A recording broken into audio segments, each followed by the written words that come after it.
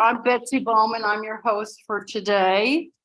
And we are the Centro para la Justicia Global, or the Center for Global Justice, is a multinational and bilingual research center that is located here in San Miguel.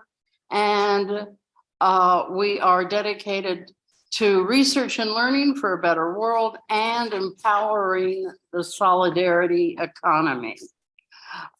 We have resumed our in-person events since the pandemic is sort of over, but we're having hybrid events, which allows us to be able to come together as a community. We used to have a really nice big community before the pandemic. We can have speakers either here or from all over the world. So it's really great to be able to have speakers from all around the world. Today's program is in honor of International Women's Day, is by the famous feminist Marxist theoretician, Silvia Federici. The title of her talk is Feminism, Social Reproduction, and Anti-Capitalist Struggle. And I first met Silvia back in the 80s when we were constantly organizing about anti-IMF and World Bank events at the Socialist Scholars Conference. And we would talk about wages for housework and the movement of wages for housework. And of course, we all know that capitalism developed from the Middle Ages and into the modern times. But how do we understand the role of women's unwaged work in particularly the development of capitalism? So that is what Silvia has been working on all of these years. And her most recent book, Caliban, was a Shakespearean character. Caliban and the Witch is a fabulous book, and it traces the history of women and their role to unwaged labor and waged labor, and how we ended up where we are today. Well, yeah.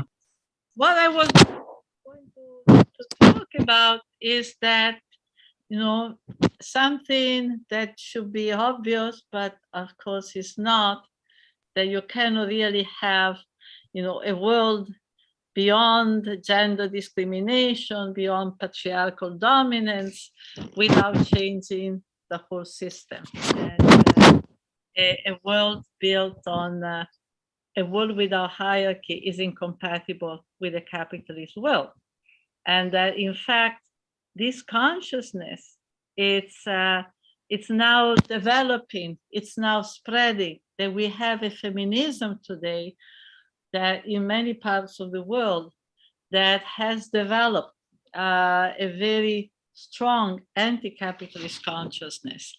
And this is what I was going to talk about, that to speak of feminist struggle being an anti-capitalist struggle is not a kind of indulgence in utopia, but it's actually understanding of what is feminism at its roots and what it has become historically into the present.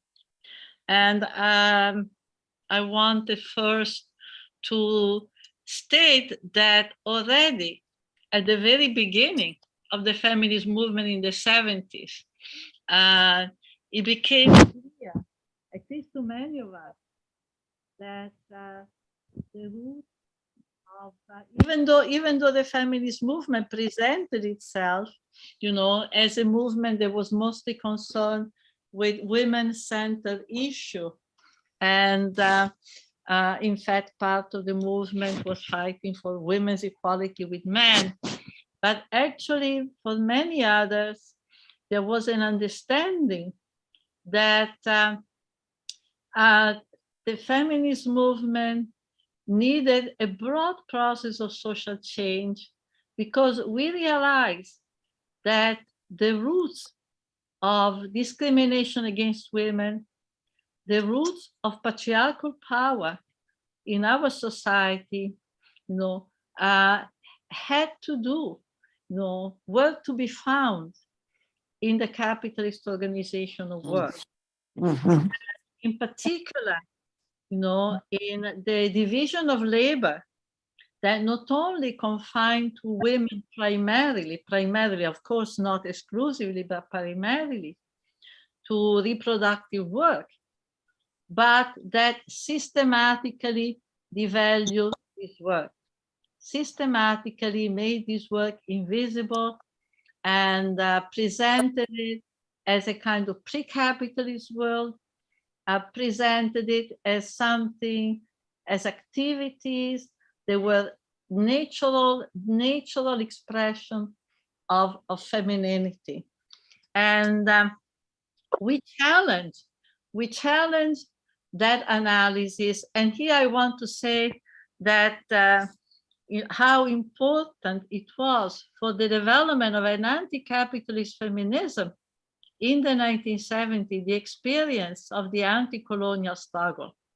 The experience of anti-colonial struggle and the civil rights movement in the United States, the struggle against apartheid, which basically, as Robin Kelly, has so powerfully stated, decentered in a sense the wage worker as the key, revolutionary subject, as it had been in the history of the socialist movement.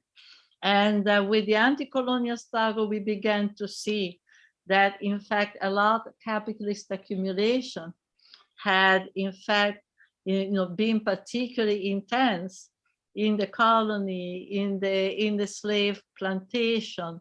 And I think that change, the bringing to the foreground, the bringing to the center of historical action, right? A whole population that, in fact, was not the population that had been dominant in revolutionary thinking, and to show that, in fact, it was those who had worked outside of the wage system, not outside of the wage system, but outside of the wage, in a way had contributed most massively to the accumulation process and to the disciplinary regime which include, the whole hierarchization of labor, the construction of hierarchies supported by, racial ideology, gender discriminating ideology, and so forth. So we began to realize that, in fact, I think that the moment in which the feminist movement, began to understand that the condition of women, that discrimination against women was very much to do with the capitalist organization of reproduction, and with the devaluation of reproductive labor, which is in fact the devaluation of our life, the devaluation of the worker, because by devaluing the reproduction that goes into producing a workforce, you also devalue the worker. That in that we began to understand something that very broad about the capitalist system itself. I think that in seeking the roots of gender-based discrimination, we began to understand something about capitalism, about the logic. Of course, those of us who have read Marx knew the capitalism feeds capitalist accumulation, profit. It's built, on unpaid work. But it was always conceived as the unpaid work within the working day. That part of the wage working day that is not paid. And I began to see that unpaid labor is much more massive, much more omnipresent, in the history and the organization of capitalist economics than we had imagined.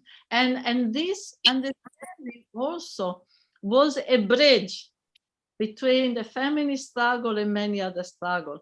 because that allows us to see the connection between sexism and racism, that in fact, these are two expressions of the same logic, of a need that capitalism has had in order to perpetuate itself, right? To impose extreme form of exploitation of labor, to invisibilize the work, and to create a whole set of hierarchies that has served not only to divide people, but very often to use one sector of the working class, to discipline another sector, white disciplining blacks, men disciplining women, and adult disciplining children, for that matter.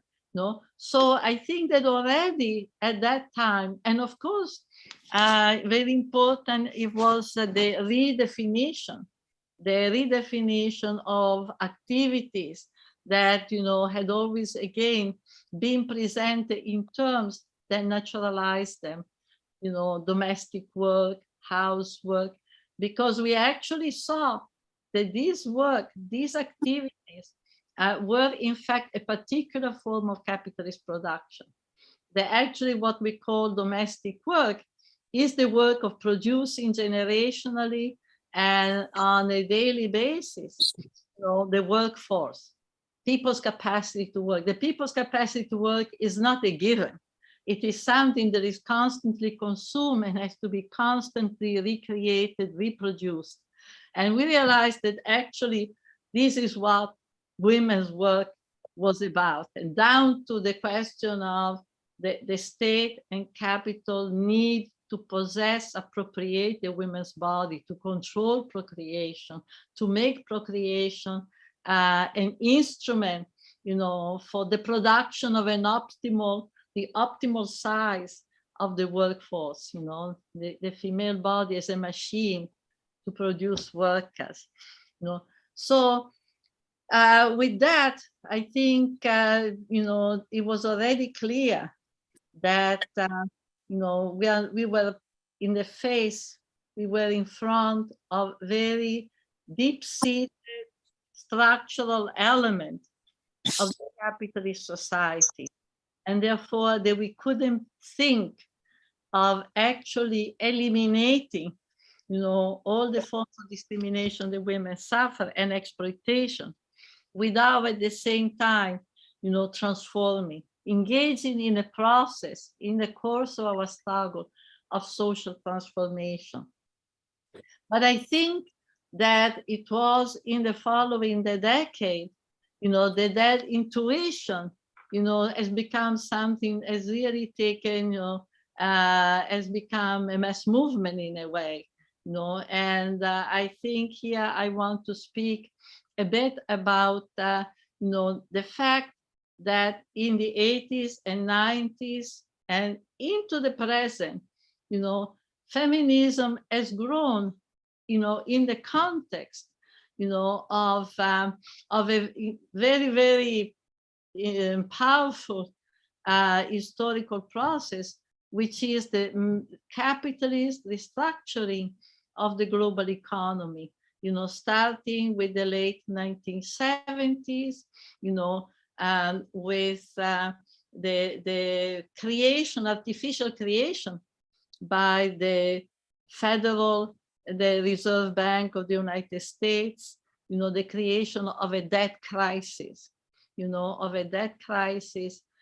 through the rising of the interest on the dollar, which immediately caused disaster, mayhem, all through the former colonial world, because all these countries that were coming out of colonialism and who had achieved an appearance of independence were in fact financially recolonized, through the so-called debt crisis, because they had taken loans at these are stories that you all know, at very low interest rate. But when the Federal Reserve raised the interest rate on the dollars, those loans became unmanageable. And that's how the debt crisis began. And with the debt crisis, of course, the debt crisis, and the process of structural adjustment, which the IMF imposed, as a solution, were really instruments of decolonization, instrument of a massive process of recolonization. And in fact, everywhere, where you had a detonation, including Mexico in 82, Mexico almost went bankrupt. You have mass impoverishment, devaluation of the currency, land privatization, government being forced to open the door to all kinds of extractivist companies, mining, oil drilling, and commercialization of agriculture, agribusiness. So this is the climate in which feminism grows. And this is one part of the story, and the other part, deeply connected, very deeply related, is the massive intervention of the United Nations in feminist politics, right, with the whole ideology of emancipation of women through labor, through wage labor, which was really instrumental to harnessing, women's work and use them as the cheap labor to reactivate the global economy. And in fact, the reactivation of the new global economy, which has been really, when you look at, what is the main trends, the driving forces of the new neoliberal economy, you will see that it's in all its dimension, it's a war against reproduction. And at the same time, it is an economy that uses women cheap labor, that uses women as its engine, introduces women into work, but at the lowest level, at the most hazardous, at the most precarious. I mean, the situation of women, in the so-called free export zone, I think it's emblematic, and it really shows, what level of delusion it is to speak of, women gaining autonomy and emancipation. And even in the United States, the majority of women who have taken work, who have taken job outside the home in the 80s and 90s, because also of the collapse of male wages and the precarization of labor. And so they had, not only for ideological reason, not only for desire of autonomy, but for necessity for their families and communities. Many of them, we find that today, are loaded with debt, because the jobs that they have been able to achieve, to gain, are jobs that do not pay at all.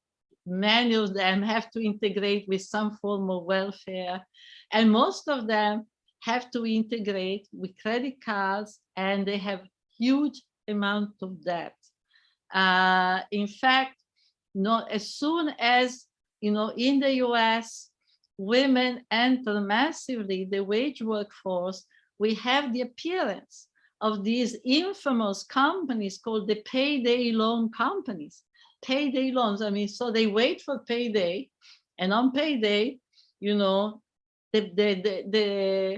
pay, the wage is a collateral.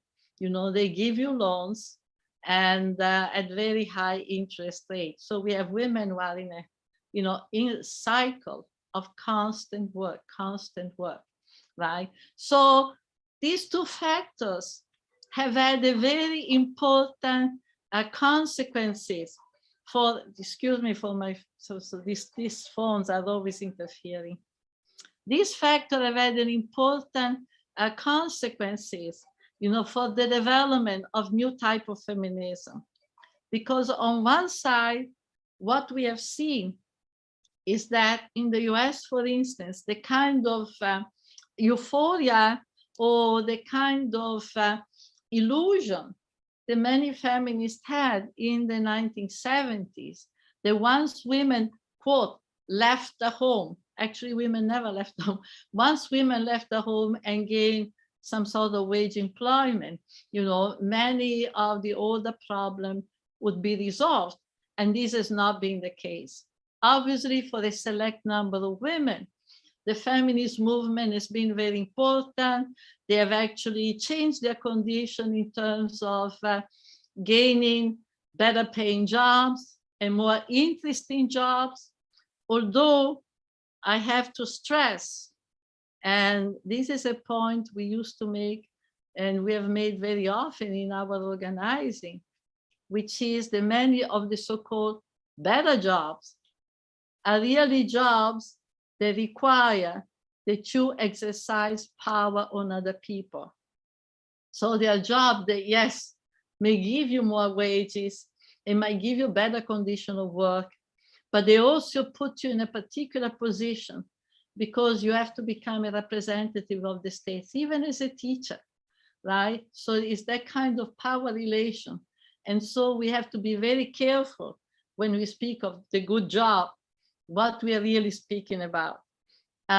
So I was saying that the illusion that, you know, once we overcame the confinement to reproductive work and branched out into forms of work traditionally dominated by men, you know, all kinds of problems would actually subside. That illusion is not there any longer. For the majority of women, the wage work has not provided, you know, the kind of quote liberation. And on the other hand, when we look on the broader spectrum internationally, and we look at Africa, Latin America, we look at the rural areas, we look at the indigenous population, we see that in fact, you know, popular feminism, you know, in Latin America now we speak of popular feminism, have grown, right? Who have in fact, you know, developed in response to, as I was defining it before, the kind of war against the reproduction of our life, against the reproduction of people's life, that the expansion of capitalist relation has involved, that the process of globalization has involved. And when I speak of war, I do not exaggerate, as you know, because the level of impoverishment, the level of expulsion from people's ancestral land, the millions and millions and millions, you know, who have left Africa, and many of them have died, thousands have died in the Mediterranean. The Mediterranean today is a mass grave. Even 2 days ago, another boat, almost every day, there is now a boat of people who capsized, 60 people died, many from Syria, some from Africa, children. This has been a continuum, and people are leaving everything because they don't have any longer the condition to reproduce themselves and their family where they live. Same, of course, with Latin America and many parts of Asia. So a popular feminism has grown, who in fact have also redefined what we mean by reproduction. And in a way, seeing that the process of reproduction, goes way beyond the home. In the 1970s, for us, reproduction meant domestic work, sexuality, sex work, and child raising, the whole battle about reproductive justice, right? But more and more, in a situation in which land is being privatized, the government is taking, the World Bank is coming in with agricultural development projects, corporate mining and so on are coming in, taking over land, poisoning the water with gold mines, logging companies are taking away entire forests. In that context, reproduction immediately has taken on a far, far broader meaning. And, today we see the movement of popular feminism. They're called popular precisely because they are rooted, they are rooted in popular movement. They are rooted in movements that have to do with the reclamation of land. And I'm thinking, for example, here of, movement like the landless people, the MST, landless people of Brazil. I remember meeting some of the women from the MST at the Center for Global Justice. And already then, they were telling us that after the takeover of the lands, when the men wanted to, now the land had been appropriated and they wanted to build a farm separate from each other, in different places, the women insisted and said, no, no, no, no, we have to build them all together so that we can help each other doing our reproductive work. And we can protect each other so that a man is violent with us, we can call on the other women for help. Right? So many of these movements, Via Campesina, the MST, who had begun as movement for land reclamation and had begun as movement for food sovereignty, or to fight against the mine, this movement, more and more, became movement where the leadership or the main protagonists became women, and where the women themselves more and more felt the need to embrace a feminist position, a feminist conception of relation. And why? Because clearly it was the women, it is the women who are the ones who are more directly invested into the defense of the resources, of the wealth, the natural wealth that is necessary for the reproduction of life. Being the one who are the main subject of the reproduction of their families. They are the ones who have to mobilize, when the water that, people drink. I've seen it in Colombia, in the Cauca Valley. They used to have incredible spring. They used to take the water from the spring, and then they told me now it's all polluted because there's, gold. They found gold and they're using mercury, to extract the gold. And now the same water that was so good and so easily available is totally polluted. So you imagine the work of a woman who now has to walk miles and miles and miles in order to be able to go and get water. Yeah, not to mention climate change and the anguish in which she has to live, because in reality, all the conditions of life are conditions that are threatening the life of the people, that she's expected to reproduce, right? So not only this, company, this, the whole policy of extractivism, which of course is justified, in the name of the debt crisis. In order to pay the debt, you have to open the door, sell your forest, sell, your minerals, sell your gold, etc. Right? And of course, now, because of digital production, the expansion of digital production, the hunger, the capitalist hunger for mineral, has exploded, has expanded enormously. And so there is all this drive to suck up everything, like fracking, to suck up everything from the earth. And so it's not an accident now that we find the many of the struggle to resist this robbery, to resist this destruction, to resist this war on people's life, are led by women, right?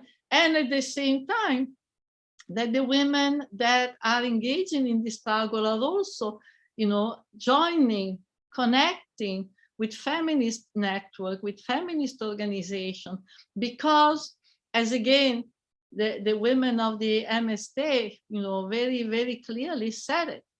Many times, we discover that in order to carry on a struggle against the mining or against the deforestation, we need to fight against the patriarchal conception, the patriarchal relation we have with the man of our community, with the men of our community, that feminism has become a necessity in order to be able to draw the line, because the need of men to basically being the protagonist and decide how the struggle is organized, etc., we discover is something that has undermined our ability to really resist. So all through these networks and through these movements, what we have seen now for many years growing, a very powerful anti-capitalist conception of life. There is no illusion that of a capitalism with a human face. And also a very important element in this encounter with the truth of capitalism has been the violence that has been unleashed on the community that are making the struggle, and a violence that has been more and more and more directed against women. In fact, many women have been killed. Many women have been sexually assaulted, brutally assaulted. Many have been killed, and because, in fact, either by the guards, because now these companies have guards, mining companies, sometimes they even have jails, on the premises, on the grounds where they're conducting their extraction, they even have prisons. So, or by the police or by the army, but certainly there's been an unleash of violence. And more generally, the militarization of everyday life. This is something that is an international phenomenon, though of course it's more severe in certain parts of the world than in others. But the militarization, the man with the rifle in front of a bank or in front of any office, and with that, the relaunching of very aggressive types of masculinity, right? Very aggressive type of masculinity, where is the armed man, is the man who has almost supernatural powers, glorified everywhere, in the video game, in the movies, on TV, So this violence is the necessary support, is the necessary instrument, of an economic life, of an economic system that really is based, on the continuous degradation, on the systematic degradation of people's life. And I mean, we could speak much more, but what I want to instead say that together, with the struggle to oppose, the entrance and the invasion of this corporate world, this capitalist relation in so many communities. And we also have, because of the consciousness that a profound change is necessary, we also have another development that I think is extremely important, and is a development that, in fact, it's less visible, less dramatically evident, and yet perhaps in the long term, even more important, the big demonstration and the big protest, because it's a development that aims on a day-to-day basis to really transform, change the fundamental condition of social reproduction in our everyday life. And this, I have to say that I've seen it in part in Africa, but more strongly, I've seen it in different countries of Latin America. And in Africa, I refer to, for instance, to the spread, the massive spread in the 90s of urban farming, hand in hand, with the expulsion from many rural areas, of thousands of people, former peasants. The peasant is disappeared. By the way, I want to make a parenthesis here, open a parenthesis, because we are, I heard that there was going to be a discussion about the war, Ukraine and Russia. I've been struck that one thing that we keep hearing in relation to, the Russian invasion of Ukraine is that it has produced massive hunger all across Africa. And this has been a disaster because Africa, and I'm always amazed that nobody asked why. How is it that Africa, an incredible agricultural continent, the last continent, a continent where an immensely large and rich in natural wealth, like Africa, that where until the 80s, the majority of the population were peasants. Actually, agricultural work was still, right, the #1 form of work in the economy. How come now they are depending on Ukraine, where half of the year you have snow on the ground? How come they are depending? And most Africans don't eat wheat, don't eat grain. They might eat fufu, they might eat gari. I was in Nigeria a number of years and I never ate bread. I always ate fufu or gari. What is it, right? But then I'm learning that because of the massive expropriation of land, of this massive entrance into Africa, of all these companies and the commercialization of agriculture, the fact that now the African soil is producing for export, is not producing for Africa, right? That in fact, well, there is a peasantry that is dying, that in fact, the African peasantry is slowly vanishing. I heard the whole program recently that gave statistics that were very alarming. So this is important to keep in mind, right? But at the same time, through the 80s and 90s, as the IMF and World Bank, were coming in with their development program, pushing, government to open up to extractivist corporation, right? Masses of people were forced to urbanize, but what they did, and here women were taking the lead, immediately they would take over land and begin to grow. Any piece of public land that was not, urban farming became a reality. It's like the urban gardening, which has also been pushed in the US by the same forces, mostly immigrants who come into the US and they're used to have some land, and then they begin to take over land, to clean up a vacant lot, to plant some food. And of course, those gardens become also centers of social life.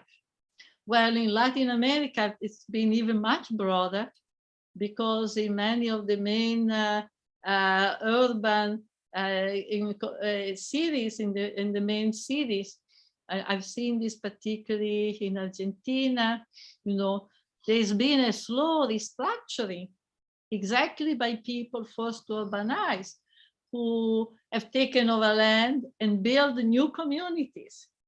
First barracks, small streets, but then more and more communities, and with collective labor.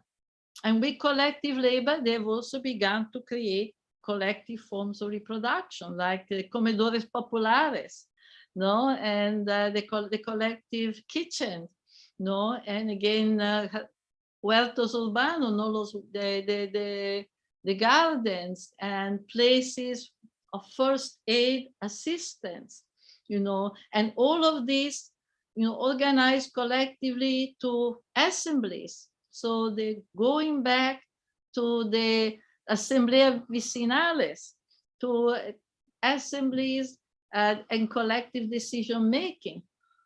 And so many other examples can be given. In fact, I could give a lot of examples that I've seen in the so-called Villa Miserias of the periphery of Buenos Aires and other towns. So this, I think, is very important, because there is in that process, not only there is an opposition, but there is a process of construction. New lives are being constructed, new forms of organizing our reproduction are being constructed that are, breaking down the isolation, in which capitalism has forced people to reproduce themselves. The nuclear family, in basically, the home all separate, the extreme, of course, is that American horror that it is suburbia, right?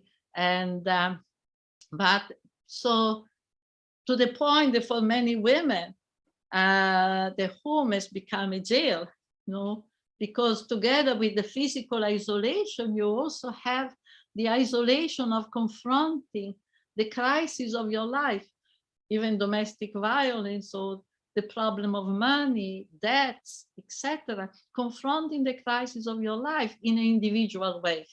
You and the state, you and the bank, or I have to talk about the whole issue about the debt economy, because now everybody's struggling with that in any part of the world, right? And you're confronting that. But the moment you begin to organize your everyday life collectively, the moment you begin to break down those walls that are isolating you, right, then other possibilities emerge, right? Not only your imagination expands as to what can be done, right, but also, there's all kinds of affective ties. There is a strength that comes from the solidarity of working together, from the circulation of experiences, the circulation of knowledge. And it's that strength that then allows this community, these women, to confront the state with more power. So the everyday change at the level of the reproduction of everyday life is not replacing the state, right? But in fact, is creating the condition for a different relation with the state, because the same women then go collectively and say, we want water in our neighborhood. We want electricity. We don't want to pay for the electricity. We want this and this and that, right? So there is a transformation that is taking place that is really the creation of a different social tissue, of a different social ground. And I think that's very, very important, because I think, of course, we know a future society is not built by takeover of the Winter Palace, but is created every day through a long process of experimentation and construction, right? By changing the relationship between ourselves, between those who are making the struggle. The struggle cannot be just oppositional. It cannot be just a no. It has to be at the same time a struggle that is constructive. A struggle that is constructive.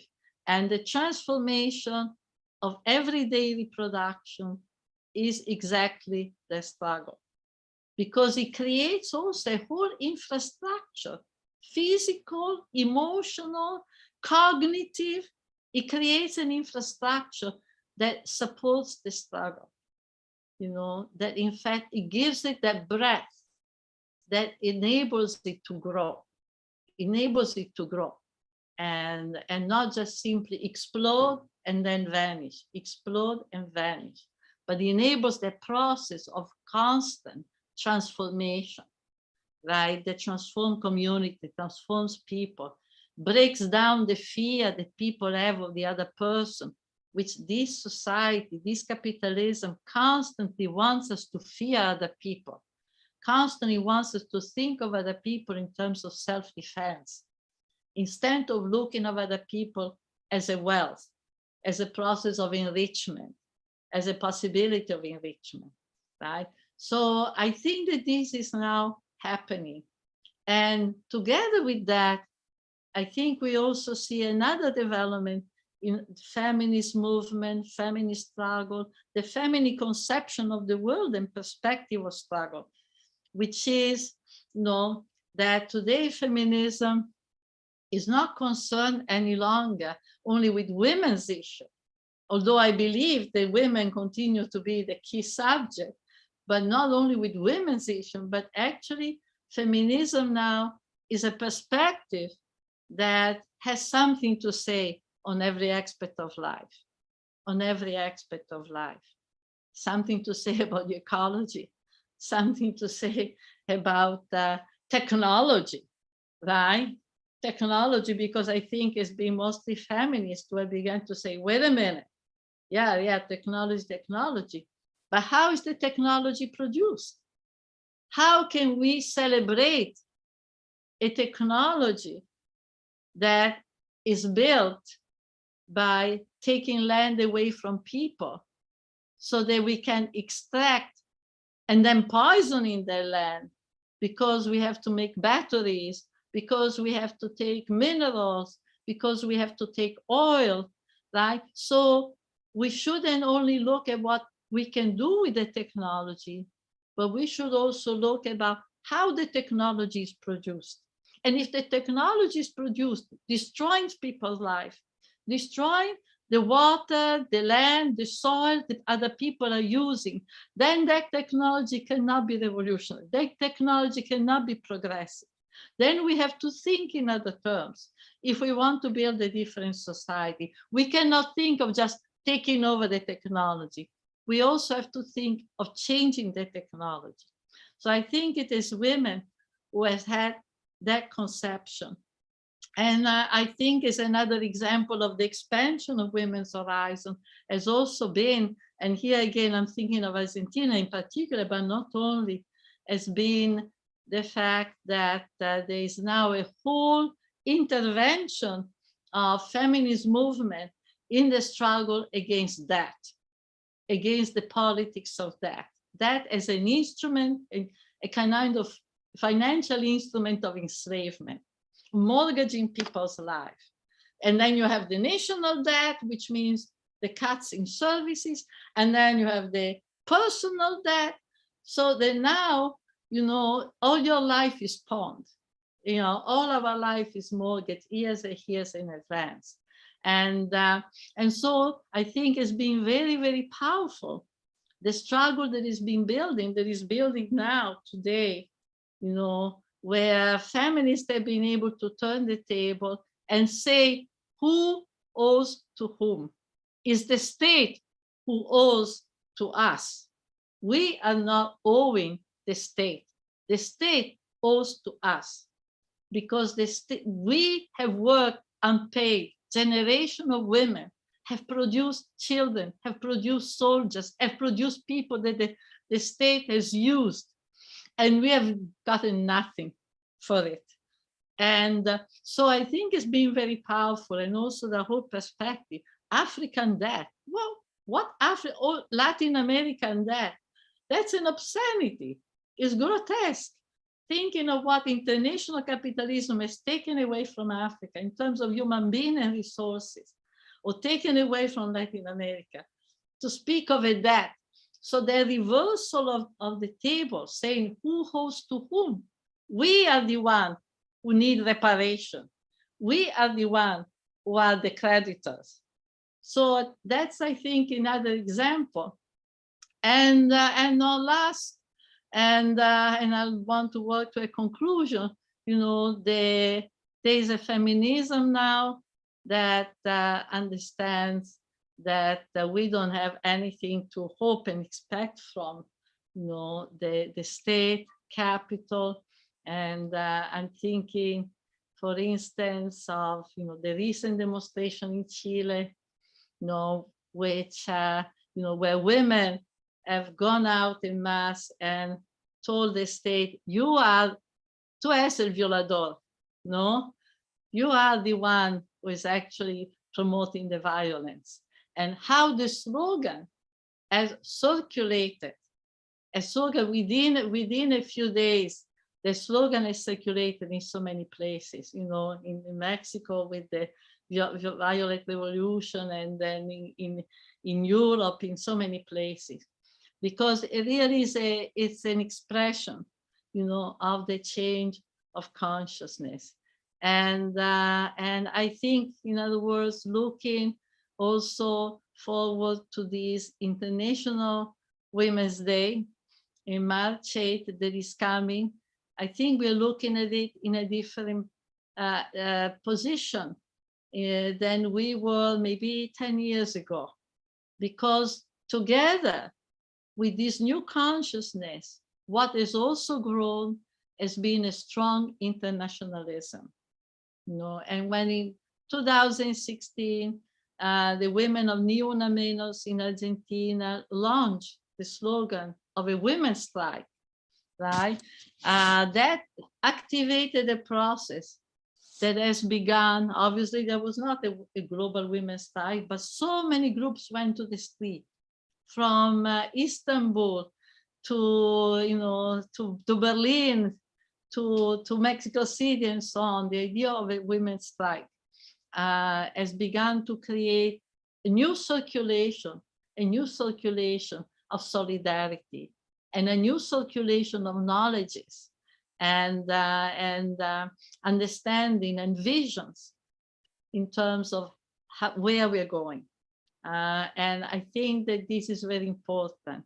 And of course, this year, we are expecting, and already we know that this is taking place, that the new International Women's Day that is coming will have an eye and a solidarity especially strong in support of the women in Iran, who basically are making an incredible struggle, and a struggle that connects to the struggle that women are making across the world, because it may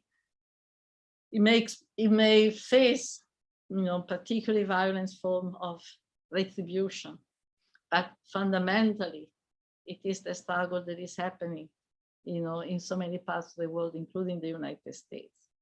Okay, that's thank you so much, and I hope we can have a back and forth, some question. Bye.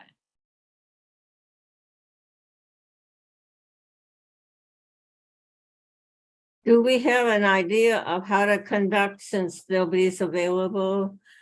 I suggest people just interject, put in their comment and then go on with the next person. Do we have Betsy back? Is Betsy back? Or no? No, Betsy? she's not there. Oh, Nobody is there from the center, as far as I can tell. strange. Well, it's not strange in this thing, etc. So if people want to say something, they should just start out, and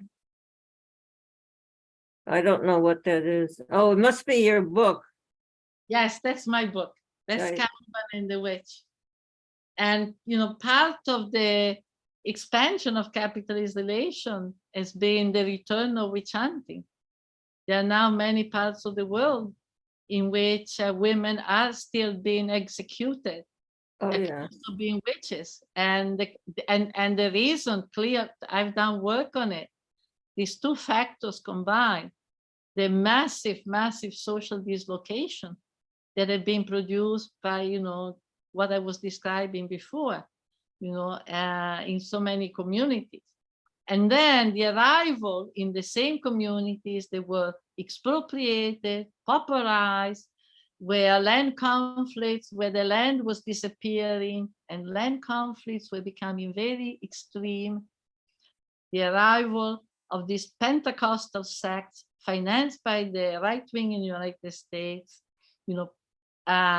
preaching that Satan, people's poverty has to do with conspiracies in the communities, accusing even children of being demonized, doubling up as exorcists, conducting exorcism, incredible stuff.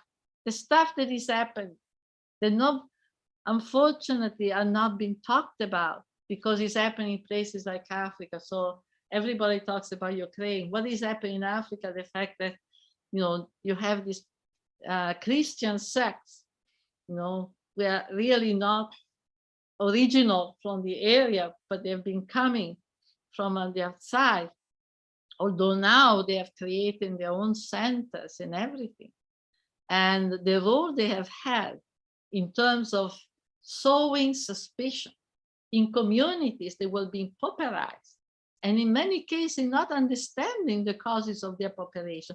This is something very important that is happening, that I'm learning, which is, many people now live in situations where they see that their life has changed enormously. The means that they have to support themselves are not there any longer.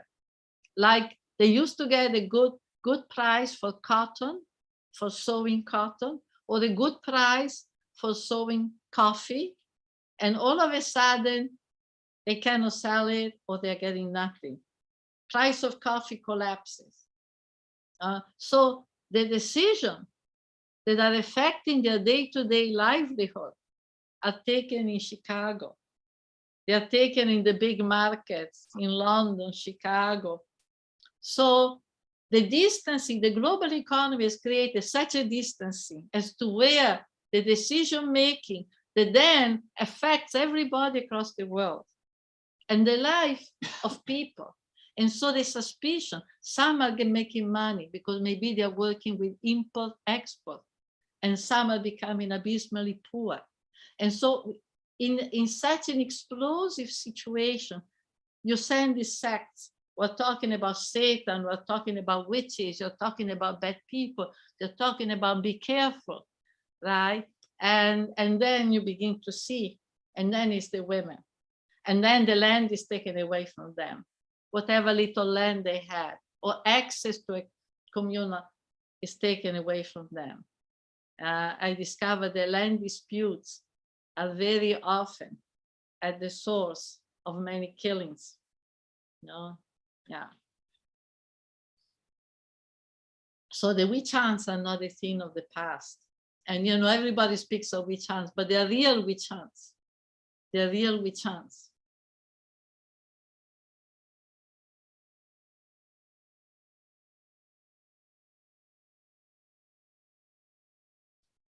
Any other comments, question, or maybe we leave it there?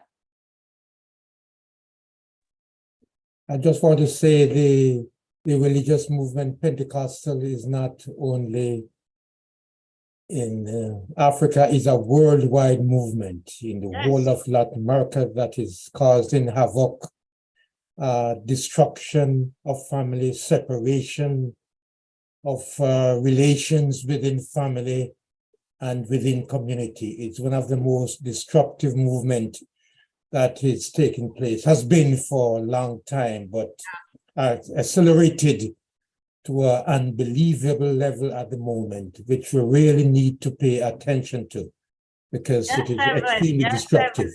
Yes, absolutely, absolutely. It's present everywhere, absolutely. Yeah.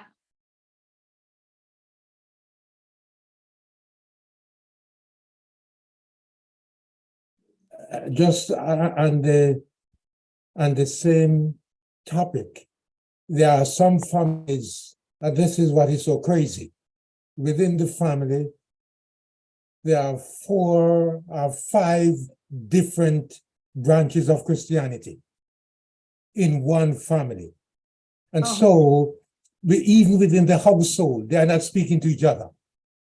They cannot even engage in the same, to cook the same type of meal or anything with that. It is, even within the United States, it is becoming more pervasive within the United States. And so it is really a destructive movement. It's a very, very destructive movement, very, very dangerous, yeah. And, for instance, the extension also of the accusation of witchcraft to children. So in Nigeria, Angola, the Democratic Republic of the Congo, you now have thousands of children in the streets. The family have pushed them out. You know, often is, of course, they cannot support these children. But now they have, you know, they're given a justification because they're told that they are demonic.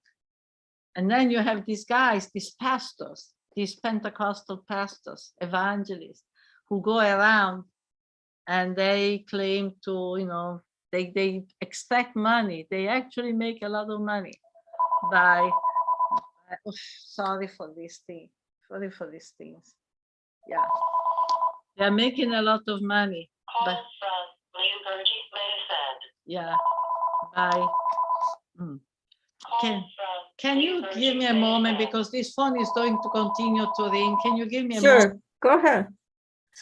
This religion business, you know, people like, in particular, Black people have been driven to, they don't have any choice but to hide behind God and the church to protect them, which I certainly understand, and sorrow over that they don't feel that they can turn to themselves, and they can't, you know, they get hung in trees if they do.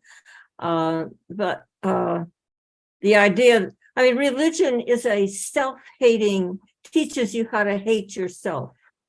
It is you know what I'm talking about. If you do, if you don't agree, then that's another discussion.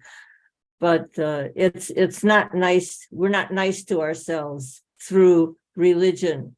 We're abusive. We're self-punishing through religion, through the gods that people create. You know, God, somebody described it as a fairy in the sky, living in a void out there all alone. I wanted to make, if it's okay, the comment that monoculture kills. Mhm. Monoculture rapes the land, takes the nutrition out of it, it spoils it for further use. Now it can grow back. They say leave it alone 10 years and you've got the same kinds of, or at least continuing healing of the earth, in spite of the abuse that it has been suffered, which might be the same thing that's true of our minds. We are so captured by capitalism. It's hard to come out of it. Somebody described it as, you can more easily imagine the end of the world than you can imagine the end of capitalism. It's so difficult. It's the construct of capitalism is so everywhere in our minds. Anyway. Yeah. Yeah, monoculture, of course. Paraguay, you know, the Republic of Soya. The Republic of Soya, yeah. And so the soil is so full of pesticides that, you know, pesticides, herbicides. And the irony is that in the older days, people have found all kinds of ways to take care of the pest. You know, I've seen in Mexico, you know, in north of Puebla, what is the name of this state, north of Puebla state? Where? Yeah, I went to a big alternative center where they're practicing traditional agriculture and where they are actually planting. Chiapas? No. I didn't hear where you said. North of Puebla. The state, which is, you go up from Puebla. I have it here, but the senior. Okay. Anyway, so they basically discovered that the old-time method, you know, of planting food, planting vegetable, which the pest, the insects will eat, and then planting the corn, the coffee, and they will not touch. They will eat their own thing. And they discovered that since they did that, you know, they have had much more abundant crops than in the past. No, we had, I remember a few years ago, before COVID, a big gathering in this center, and they had this amazing, you know, crops, you know.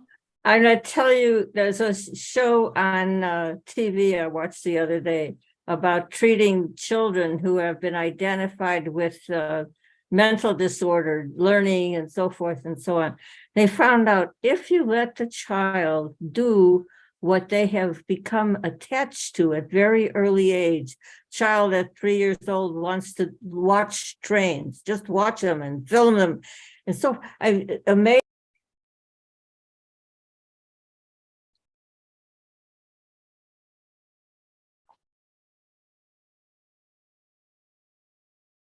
Keep getting muted. If I'm not supposed to talk, you let me know. Anyway, the child is encouraged to maintain their interest in this soul-grabbing activity from the time that they're 3 or 9 or whatever. And the host is muting me. So if anybody wants to talk, please begin to talk. Almas, why don't you go first? I think Mark had his hand up first. No, go ahead. Go ahead. Okay. Thank you. Thank you, Sylvia, for your talk. I really love, especially you're saying that a new society isn't created by taking over the Winter Palace, but in the system that we have now, when people are so constrained to just survive on a day-to-day basis, how do we do that hard work of building those connections and transforming our society piece by piece? I think that that's exactly, what I was describing. I think that it's not an accident that we find more of those experiences, in places like many parts of Latin America, because the indigenous tradition is so strong. And many, for example, of the communities who were organizing that, were coming, were basically indigenous people who were forced to go to the urban areas. And I think Latin America, of all continents, is the one who has maintained through lots of struggle that practice, but I think people are beginning to realize. I think we do it by, trying to rebuild. In the United States, it's very difficult because we speak of community, but we do not have community. There are very few places where we still have a kind of a social networks, but fundamentally, everything is being done to separate people. And this is the job that has to be done. I think the job is to build forms of what called political organization, forms of organizing that are not simply meeting for a protest or to make a flyer, etc., but they're also connecting the day-to-day life, are also beginning to think of each other's life as something that is in common, not as something separate. And I know that it's very difficult, but it is true. It is very true. If we don't do that, it's a very, very harsh and difficult life. I've gone through a direct experience this last year. My partner, my husband, has gone through surgery, through falling and breaking his pelvis in many spots. So I've gone through, I cannot even begin to say the level of work, anxiety, and so on. And if I didn't have a group of women, and some living close to me, who have been able to give me some support, I don't know what I've done. And I was able to survive because I had that kind of help. And so it's not just an issue of emergency. I think we cannot think only in terms of emergency. And I think there is here too. The United States is the peak of individualism and isolation. But I think it's happening here too. I'm in contact here now with a big social center called Woodbine. I don't know if you've heard of it. It was built after Occupy. When the police chased people away, many didn't want to go home. They decided 30, 40 people to move in one part of town, north of Brooklyn. They decided to move in an area where they'll be together and they could meet regularly together, because in the city it's so difficult. You know, I live in Brooklyn. To go to the Bronx, it's hours. So they decided to move. They created a center. The center is expanded, and they have built in reproductive element. So they've opened up a free gym. Now they're doing workshops on healthcare. They're doing communal meals communal meals every Sunday. It's a very different way. And then, of course, political discussion, documentaries, and projects. It's a very different concept of organizing than the more traditional left organizing, or at least in more recent times. And it's a way in which people get to know each other. You also, which is very important, and that's another thing that I keep talking about, and because doing things what we call politically has to improve your life right away, has to have some benefit. And it seems to me that if we don't do forms of organization where we develop new relation with people, new affective ties, where we want to go to a meeting, not as it, because we care for the people that are there, because we don't look at those meetings as work, but we look at something that is good, that we learn from, that makes us feel stronger, that makes us feel less isolated. And I think if we do that, then there is a transformation taking place. Then there is, I always say that the moment what you do to change the world starts feeling like a job, then there's something wrong. The moment it starts feeling like alienated labor, then maybe you're not doing the right thing. Our life are miserable enough that when we go with other people to change something, it has to be something that makes us feel good. I think that's a political principle. And I think it's happening. It's happening.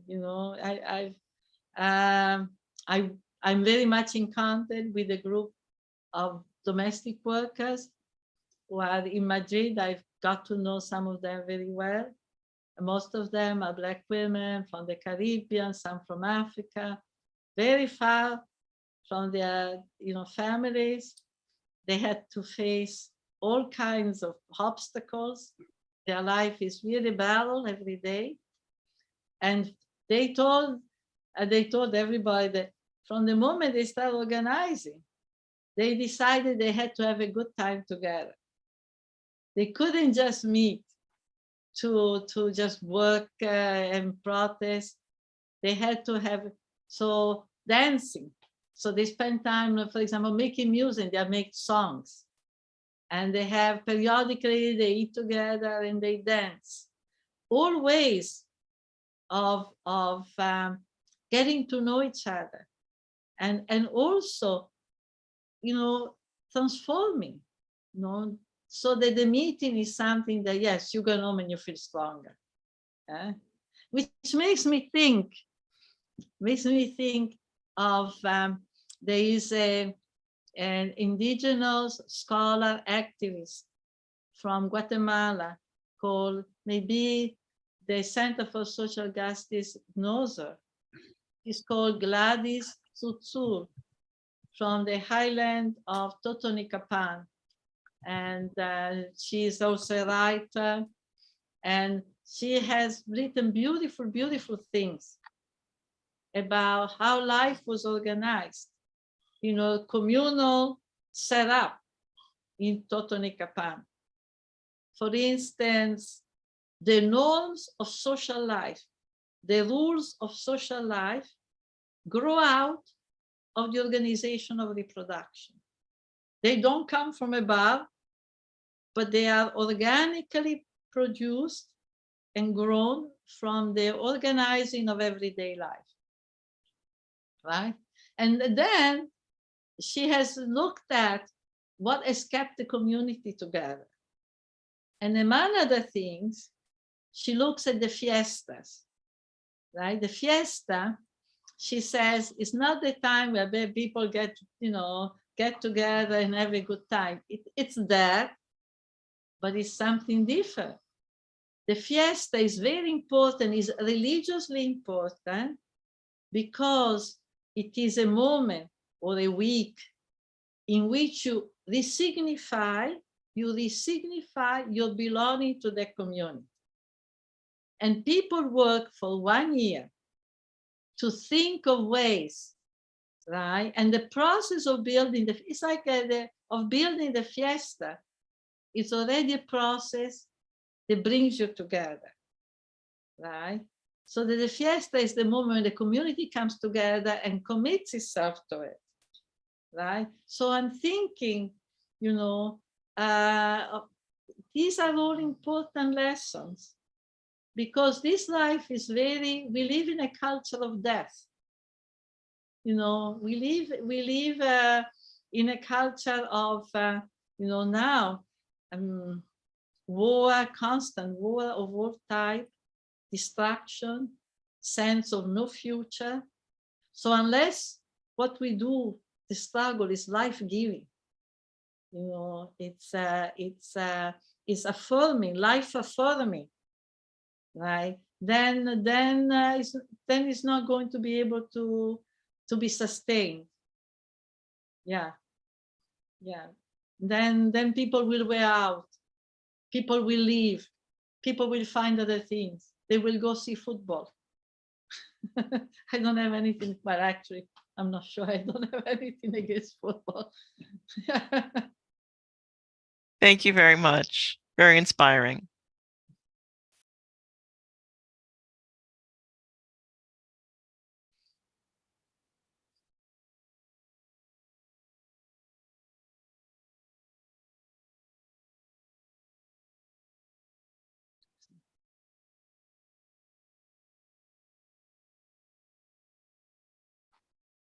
Yeah, it's amazing we can hear everybody but the hosts.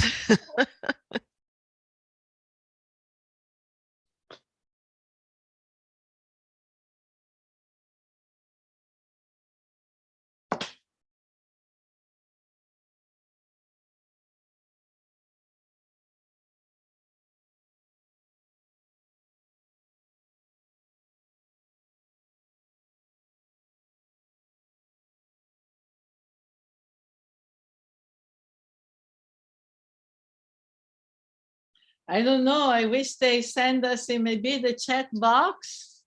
Maybe have we seen the chat? Maybe that. Yes. Go ahead. She hasn't been able to hear you. Hello, can you hear me, Silvia? Yeah. Yes. Can you hear me? Yes, I can hear.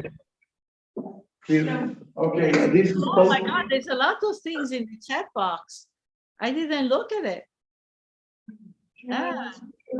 Yeah, but not from the hosts. Yeah. If you connect it to the other computer, you. If you could go to the other computer, you should talk. Yes.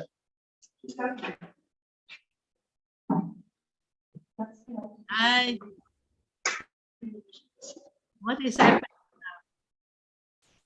I don't know, but at least on behalf of this listener, let me say thank you for your talk. I have to go now, but I really appreciated it, and I'm sure others did too. Yeah, maybe we can close it here. It's almost 2 hours now. Yeah. Thank you very much. Thanks Thank you. to everybody. It's a wonderful presentation, and let's do it again. Okay. Thank Can you hear me very now? Very Good, good. okay. So your talk was. was great. And I don't have a question. I have two comments. One to add to what you said about how to work toward a different kind of society. I think adding cooperatives, business ventures that are cooperative also allow people to learn how to work together, to get to know each other, to support each other. Very I good. wanted to say something a way back, which has to do with child labor.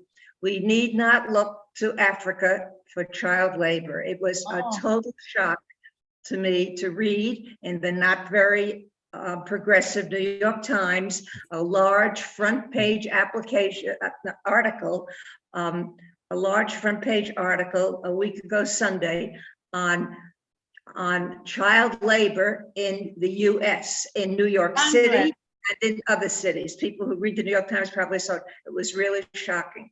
Kids who work a full shift and then go to school where they fall asleep. And it's going on right under our nose. They work for restaurants, they work for taxis, they work for hotels. And in chemical places where they clean chemical vats full of fuel. And there many of them are undocumented, but I was totally astounded.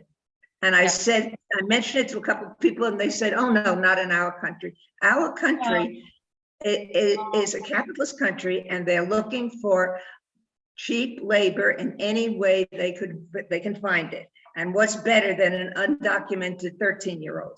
Of course, yes, absolutely. Thank you for adding that.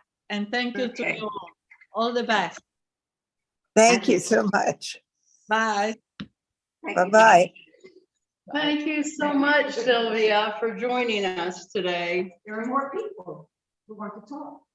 Well, but I think Sylvia, Time is up. 2:30. yeah, time is up, and I think Sylvia has gone.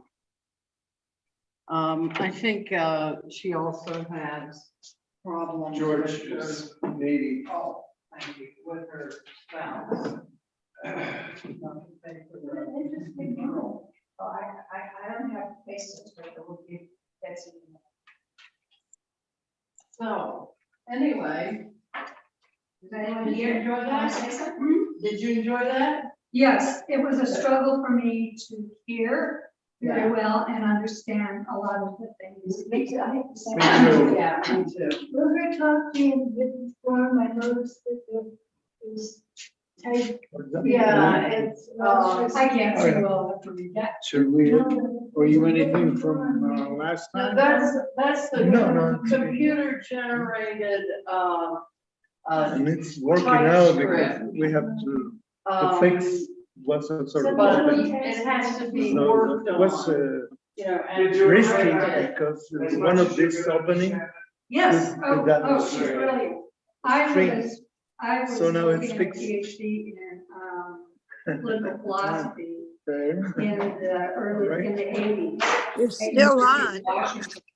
And I considered myself to be a Marxist, Oh, no. Seattle, Washington. Yeah. I consider Sally's myself to be a there. Marxist feminist. Yeah, I can hear you.